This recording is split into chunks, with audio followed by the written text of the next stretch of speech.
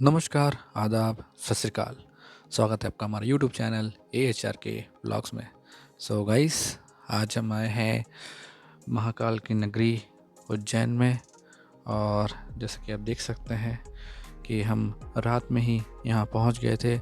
पर बेसिकली अगर आप उज्जैन में महाकाल के दर्शन करना चाहते हैं तो मैं आपसे निवेदन करूँगा कि आप रात में जर्नी करके सुबह ही आए, क्योंकि बेसिकली यहाँ पे रात रुकने से अच्छा आप यहाँ पे सुबह में पहुँचे और आराम से नहा धोकर आप दर्शन करने को निकल सकते हैं। क्योंकि दर्शन करने में आपको ज़्यादा समय लगेगा नहीं। बहुत ही प्यारी तरीके से इन लोगों ने पूरा बंदोबस्त उज्जैन में किया है।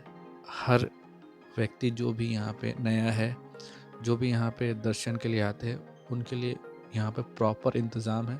तो लोगों को दर्शन करने में कुछ कठिनाई नहीं होती है, क्योंकि मैंने खुद भी यहाँ दर्शन किया और मुझे वैसा कुछ भी कष्ट नहीं हुआ दर्शन करने में। बहुत ही कम समय दर्शन हुआ। हाँ, मगर एक चीज़ ऐसा है कि अगर आप दर्शन करने अगर पट बंद होने से आधा घंटा पहले जाते हैं तो आप मात्र 10 मिनट में दर्शन कर सकते हैं, क्योंकि दर्शन करने में ज़्यादा समय लगता नहीं है। क्योंकि बहुत सारी लाइनें हैं, जाने का रास्ता भी बहुत सारा है। तो उस हिसाब से यहाँ पे आने जाने में आपको दिक्कत नहीं है। स्टेशन से लगभग 3 या 4 किलोमीटर दूर है। तो आप आराम से या तो सीधा स्टेशन से उतर कर ही और कहीं पे रूम लेकर और कोई अच्छा रूम लेकर वहाँ पे आप दर्शन करने को जा सकते हो। रूम का कॉस्टिंग आपको 700 से 800 रुपये लगेगा और आराम से आप नहा धो के निकल सकते हो और महाकाल की नगरी उज्जैन के भी आप दर्शन कर पाएंगे। क्योंकि एक दिन, I think 1 day is enough sufficient. आप आराम से महाकाल के दर्शन करने के बाद, और महाकाल के दर्शन करने से पहले आप काल भैरव का दर्शन जरूर करें और उसके बाद ही महाकाल के दर्शन करने जाएं, क्योंकि आप काल भैरव से दर्शन लिए बगैर महाकाल का दर्शन नहीं कर सकते, ऐसा वहाँ के लोगों का कहना है। तो मैं भी आपसे यही निवेदन करूँगा कि अगर आप उज्जैन में महाकाल के दर्शन करने आओ तो सबसे पहले काल भैरव का दर्शन करें, वहाँ उनसे न्योता ले और फिर जाके महाकालेश्वर जी, हमारे शिव जी के दर्शन करें आप। तो जैसे कि देख सकते हैं, ये आपको मध्य प्रदेश में पड़ता है और यहाँ की सड़कें, ओए होए कितनी साफ़ सुथरी भाई, मतलब मज़ा ही आ गया। पूरा जो रोड है बहुत ही साफ़ सुथरा था और यहाँ तक कि आपको, मतलब क्या ही बोलूँ, कहीं पे भी कचरा फेंका और इधर उधर नहीं था। बहुत ही प्रॉपर मेंटेनेंस था पूरा सिटी का। और ये जो देख रहे हैं, हम लोग गदर पुल से अभी चढ़े हैं और सीधा हम अभी महाकाल कॉरिडोर में ही पहुँचेंगे। तो हमें रूम भी अराउंड बहुत ही सस्ता मिल गया था। लगभग 700 के करीब हमें रूम मिला था और बहुत ही प्यारा रूम था। आपको वहाँ पे गीज़र वीज़र सब मिल गया था, सभी चीज़ की फैसिलिटीज़ उपलब्ध थी। तो हमने आराम से वहाँ पे रात पे आराम किया और दिन को हम निकल गए बाबा का दर्शन करने के लिए। सबसे पहले हमने यहाँ पे 2-3 चीज़ें दर्शन किए, तो मैं आपको सारी चीज़ें बताता हूँ हमने यहाँ पे क्या-क्या दर्शन किया। तो सबसे पहले हम महाकाल कॉरिडोर घूमे। महाकाल कॉरिडोर घूमने के बाद फिर हमने सप्तऋषि स्तंभ, सॉरी सप्तऋषि मंडल और शिव स्तंभ घूमा और उसके बाद फिर हम महाकाल के दर्शन करने को गए।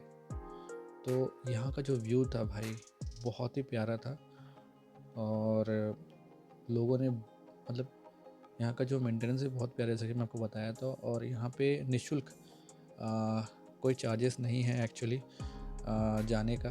तो it's free of cost, there is no costing actually. तो आप आए और यहाँ पे दर्शन ज़रूर करें। हालांकि यहाँ पे कॉरिडोर का या मंदिर कोई चार्जेस नहीं है, पर अगर आप वीआईपी दर्शन या भस्म आरती ये सब को अगर अटेंड करना चाहते हो तो उसके कुछ चार्जेस आपको लगेंगे। तो जहाँ तक मुझे इन्फॉर्मेशन है, भस्म आरती का आपको 200 रुपये लगेगा, वीआईपी दर्शन का शायद आपको 500 रुपये लगेगा। तो ऐसा ही उन्होंने कुछ चार्जेस उस समय बताया था। अभी अगर चार्जेस में कुछ चेंजेस आए होंगे तो मैं आपको अभी नहीं बोल सकता, but that is what I know. So guys चलिए बात करते हैं महाकाल कॉरिडोर की, जिसे श्री महाकाल लोक भी कहते हैं। तो उज्जैन का ये श्री महाकाल लोक 900 मीटर से अधिक लंबा विश्व स्तरीय कॉरिडोर है जो रुद्रसागर झील के किनारे स्थित है। 856 करोड़ रुपए की यह परियोजना काशी विश्वनाथ से 4 गुना बड़ा है, जिसमें शिव लीलाओं की 200 से भी अधिक मूर्तियाँ, 108 स्तंभ, नाइट गार्डन और आधुनिक सुविधाएं हैं। इसका उद्देश्य तीर्थयात्रियों की भीड़ कम करना है और भव्य अनुभव प्रदान करना है। अब श्री महाकाल लोक कॉरिडोर की कुछ मुख्य विशेषताएं जो मैं आपको बताने जा रहा हूँ।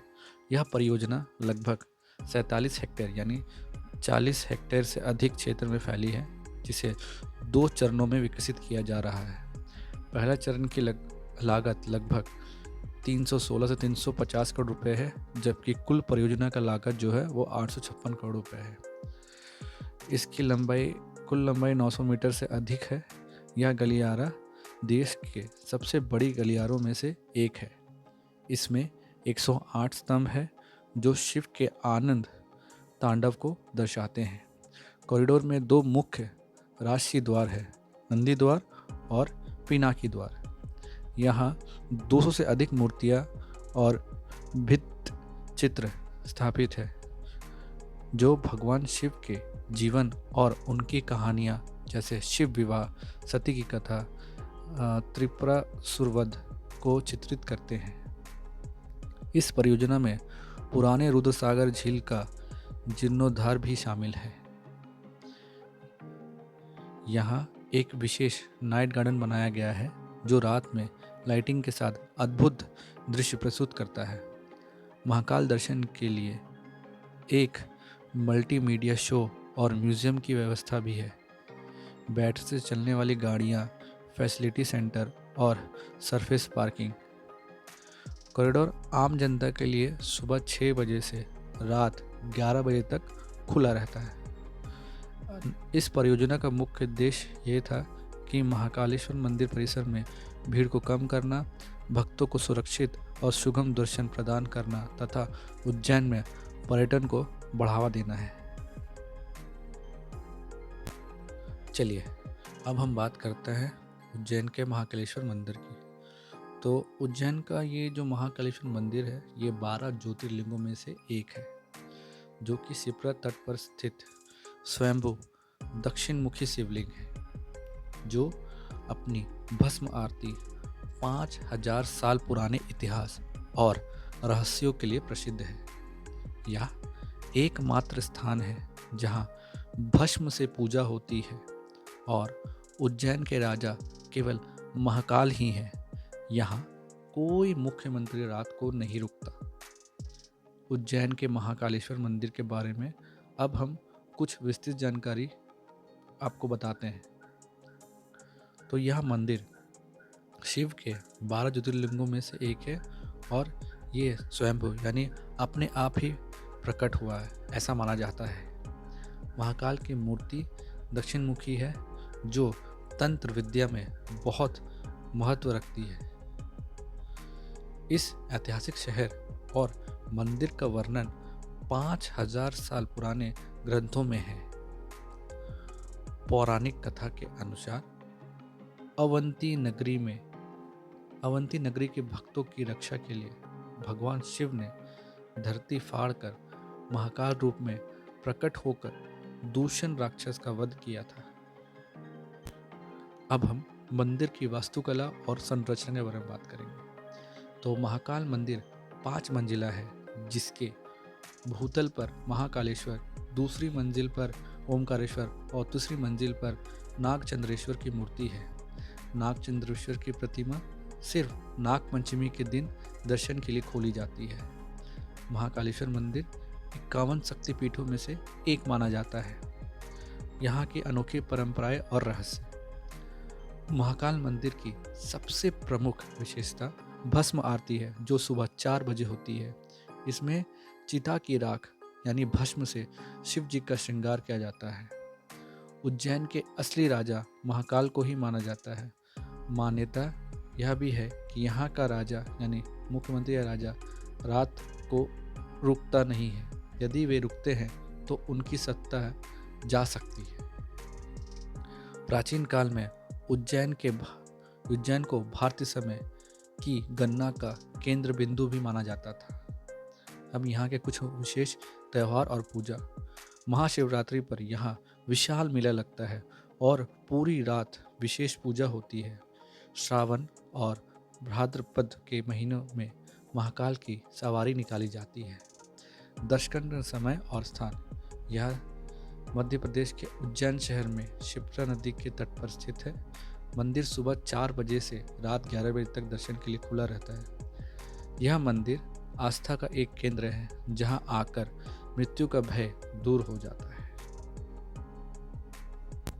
तो चलिए अब हम बात करते हैं महाकालेश्वर यानी हमारे शिव जी के बारे में। यहाँ पर तो महाकालेश्वर की कथा उज्जैन से जुड़ी है, जहाँ राजा चंद्रसेन के परम भक्त होने पर शिवजी ने प्रकट होकर उन्हें एक चिंतामणि दी।